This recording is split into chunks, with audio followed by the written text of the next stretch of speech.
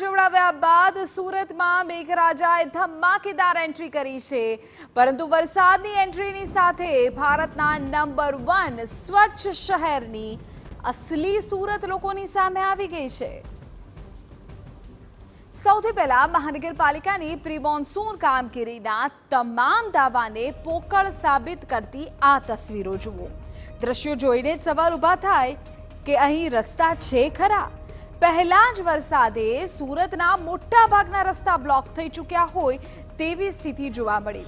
ડભોલી હોય, સિંગણપુર હોય કે પછી કતારગામ, સર્વત્ર રસ્તા નદીમાં ફેરવાઈ ગયા હોય તેવા દ્રશ્યો જોવા મળ્યા। વિચાર કરો, આજે આ સિઝનનો પહેલો વરસાદ છે અને ઠેર ઠેર કમર સુધીના પાણી ભરાઈ ગયા છે। અનેક ગાડીઓ પાણીમાં ગરકાવ થઈ ગઈ છે। મહાનગરપાલિકાના અણઘડ વહીવટને કારણે પહેલો જ વરસાદ વાહન ચાલકો માટે જાણે સજા જેવો બની ગયો અને તેમણે પારાવાર હાલાકીનો સામનો કરવો પડ્યો। ખુદ પોલીસ ચોકીની અંદર પણ વરસાદી પાણી ઘૂસી ગયા। સવાલ એ છે કે દર વખતે આની આ સ્થિતિ કેમ? શા માટે ચોમાસા પૂર્વે જ પાણીના નિકાલ માટે યોગ્ય કામગીરી કરવામાં નથી આવતી? આજે વહેલી સવારથી સુરતમાં ધોધમાર વરસાદ વરસી રહ્યો છે। ભારે વરસાદની પગલે સુરતનો વેડ રોડ વિસ્તાર પણ પાણી થઈ ગયો। અહીં ઘૂંટણસમાં પાણી ભરાતા વાહન ચાલકોને પારાવાર હાલાકીનો સામનો કરવો પડ્યો। વરસાદી પાણી ઘૂસી જતા અનેક વાહનો બંધ પડ્યા અને લોકો મુશ્કેલીમાં મુકાયા। સુરતનો ડભોલી, સિંગણપુર વિસ્તાર પણ જાણે દરિયામાં ફેરવાઈ ગયો હોય તેવા દ્રશ્યો જોવા મળ્યા। ડભોલી સિંગણપુરને જોડતા મુખ્ય રસ્તા પર જ પાણી ફરી વળતા સ્થાનિકો અટવાઈ પડ્યા। સ્થિતિ એવી હતી કે ક્યાંય સામાન્ય રસ્તો જ ના દેખાય। પહેલા જ વરસાદમાં આ હાલ છે તો હજુ તો આખું ચોમાસું બાકી છે, ત્યારે શું થશે એ જ મોટો સવાલ છે।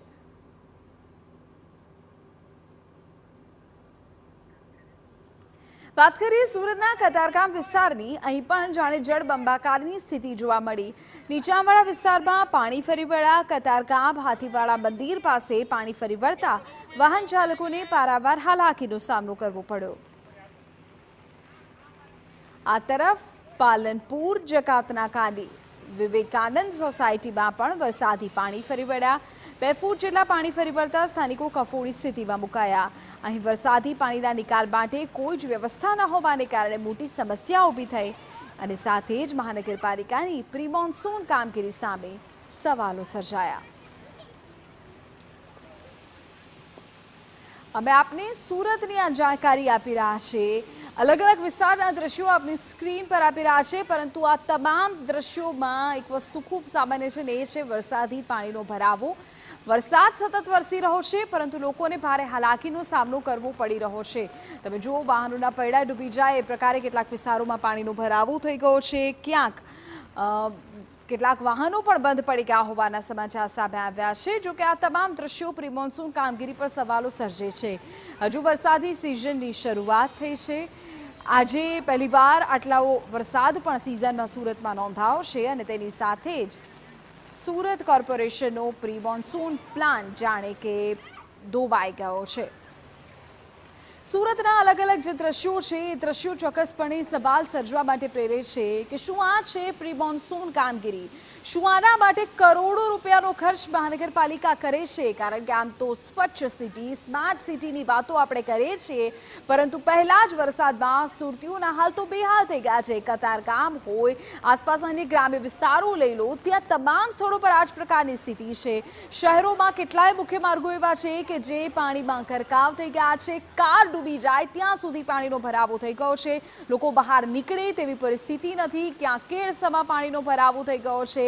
જો કે લોકોનો એ સવાલ એ છે કે ક્યાં છે મહાનગરપાલિકાના એ અધિકારીઓ, પદાધિકારીઓ, તંત્રના અધિકારીઓ, નેતાઓ જેમની જવાબદારી હોય છે લોકોના દુવિધામાંથી બહાર નીકાળવાની, લોકોને સવલતો આપવાની, આ પ્રકારની હાલાકીમાંથી બહાર કાઢવાના। પરંતુ અહીં તો કેળસમાં પાણીનો ભરાવો છે અને હજુ પણ સ્થિતિ જેમની તેમ છે।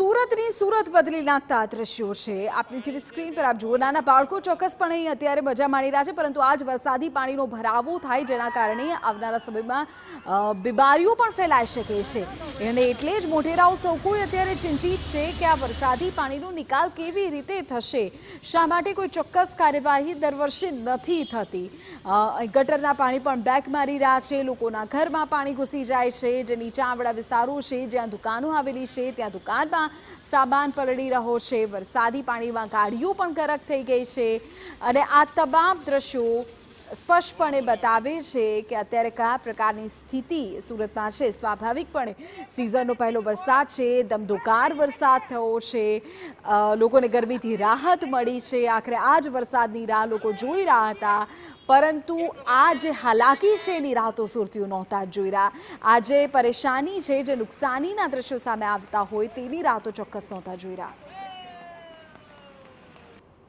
સુરત શહેરની અંદર 3 થી 4 કલાકની અંદર જે વરસાદ પડ્યો છે અને તેના કારણે કેટલાક વિસ્તારોની અંદર બોટ જેવી સ્થિતિ છે તે સર્જાઈ છે કારણ કે સુરત મહાનગરપાલિકા દ્વારા જે પ્રી મોન્સૂનની જે કામગીરી કરવી જોઈએ તે છતી થઈ છે અત્યારે દ્રશ્યો જોઈ શકાય છે કે સિંગણપુર ડભોલીને જોડતા રોડ ઉપર આ રીતની સ્થિતિ જોવા મળી રહી છે મોટા પ્રમાણમાં અહીંયા જે હોસ્પિટલો આવી છે તો હોસ્પિટલની અંદર લોકો પણ અહીંયા જે છે અટવાયા છે પેશન્ટો અંદર છે જોઈ શકાય બીજી બાજુ જે એમ્બ્યુલન્સ છે તે એમ્બ્યુલન્સ પણ જે પાણીની અંદર જે ગરકાવ થઈ છે મહત્વની વસ્તુ એ છે છેલ્લા 3-4 કલાકથી સતત જે વરસાદ પડી રહ્યો છે અને તેના કારણે આ રીતની સ્થિતિ છે સુરત શહેરના ડભોલી કતારગામ વિસ્તારની અંદર જોવા મળી રહી છે કારણ કે વર્ષ 2006ની અંદર આ રીતની સ્થિતિ હતી તે રીતના પૂર જેવી સ્થિતિ છે તે જોવા મળી રહી છે મહત્વની વસ્તુ એ છે જોઈ શકાય છે કે આ રોડ છે આખો પાણીની અંદર ગરકાવ થયો છે અનેક સોસાયટીઓ છે તે સંપર્ક વિહોણા થઈ હોવાની સ્થિતિ છે જોવા મળી રહી છે બીજી બાજુ આ રીતની હોસ્પિટલો જે છે હોસ્પિટલની અંદર જે દર્દીઓ છે તે પણ ફસાયા હોવાની વાત છે કારણ કે આવા ઘૂંટણ સુધીની અંદર પાણીની અંદર દર્દીઓને જવું મુશ્કેલ છે તેમના જે સગાવાળા છે તેમને જવું મુશ્કેલી છે કારણ કે સતત 3 થી 4 કલાકથી સતત જે વરસાદ પડી રહ્યો છે અને તેના કારણે આ રીતની જે સ્થિતિ છે તે જોવા મળી રહી છે જોઈ શકાય છે કે ડભોલી સિંગણપુરને જોડતો 3 થી 4 કિલોમીટર સુધીની આ રીતની સ્થિતિ છે તે જોવા મળી રહી છે કે જાણે કે ડભોલી વિસ્તારની અંદર પૂર આવ્યું હોય તે રીતની સ્થિતિ અહીંયા નિર્માણ પામી છે છતાં પણ સુરત મહાનગરપાલિકાના કોઈ પણ પદાધિકારી અથવા તો જે એસએમસીના અધિકારીઓ છે તે અહીંયા જોવા નથી મળ્યા કારણ કે જે પાણીના જે ઢાંકણ છે ગટરના જે ઢાંકણ છે તે ખોલવા માટે સુદ્ધા કોઈ અહીંયા આવ્યું નથી સ્થાનિક કોર્પોરેટરની વાત કરીએ તો સ્થાનિક કોર્પોરેટરો છે તે પણ અહીંયા કોઈ જોવા નથી મળ્યા લોકો છે આટલા ઘૂંટણ કમર સુધીના પાણીની અંદર પસાર થવા મજબૂર બની રહ્યા છે જોઈ શકાય છે કે લોકો છે આ રીતે જે છે હોસ્પિટલની અંદરથી બહાર નીકળવા નજરે પડી રહ્યા છે કારણ કે સુરત શહેરના અલગ અલગ વિસ્તારોની અંદર સતત જે વરસાદ પડી રહ્યો છે અને તેના કારણે આ રીતની સ્થિતિ છે તે નિર્માણ પામી છે ત્યારે આ સ્થિતિને પાછળ જવાબદાર કોણ કેમેરામેન સંજય ચંડલ સાથે બલદેવ સુથાર TV9 સુરત તો આપ જુઓ કમર સુધીના પાણી રસ્તામાં ભરાઈ ગયા છે રસ્તાઓ જાણે નદી બની ગયા છે વાહન ચાલકોને હાલાકી પારાવાર થઈ રહી છે પોલીસ ચોકીમાં પણ પાણી ઘૂસી ગયા છે મોટા વાહનો ગાડીઓ પણ પાણીમાં ગરકાવ થઈ ગઈ છે આ સિઝનનો ધમાકેદાર વરસાદ સુરતમાં વરસ્યો અને સુરતની સુરત જેમણે બદલી નાખી છે તમામ મુખ્ય માર્ગો પર પાણીનો ભરાવો થયા હોવાના દ્રશ્યો છે અમારા સંવાદદાતાએ હોસ્પિટલની આસપાસના દ્રશ્યો પણ બતાવ્યા કે જ્યાં કોઈ ઇમરજન્સી માટે લોકો પહોંચે ત્યાં કેવી રીતે એમ્બ્યુલન્સ પહોંચે કેવી રીતે દર્દી પહોંચે સવાલ અત્યારે થઈ રહ્યો છે કારણ કે જ્યાં જુઓ ત્યાં માત્ર પાણી જ પાણીનો ભરાવો છે વાહનો ચાલી શકે તેમ નથી કેટલાય વાહનો પાણીમાં ગરકાવ થઈ ગયા છે વાહનો ખરાબ થઈ ગયા છે પોલીસ ચોકીમાં પાણી ઘૂસી ગયા છે હોસ્પિટલના મેઇન ગેટ સુધી પણ પાણી પહોંચી ગયા હોવાના દ્રશ્યો પર સંવાદદાતાએ હમણાં જ બતાવ્યા આ તમામ દ્રશ્યો અત્યારે સુરતની વર્તમાન સ્થિતિને બતાવી રહ્યા છે આપણે કહી દઈએ કે પાછલી 4-5 કલાકથી સતત ત્યાં વરસાદ વરસી રહ્યો છે અને આ તમામની વચ્ચે લોકોની પરેશાની પણ હવે એટલી જ વધી છે કારણ કે કોઈ પણ જો ઇમરજન્સી આવે તો પણ વ્યક્તિ બહાર નીકળી શકે તેવી સ્થિતિમાં નથી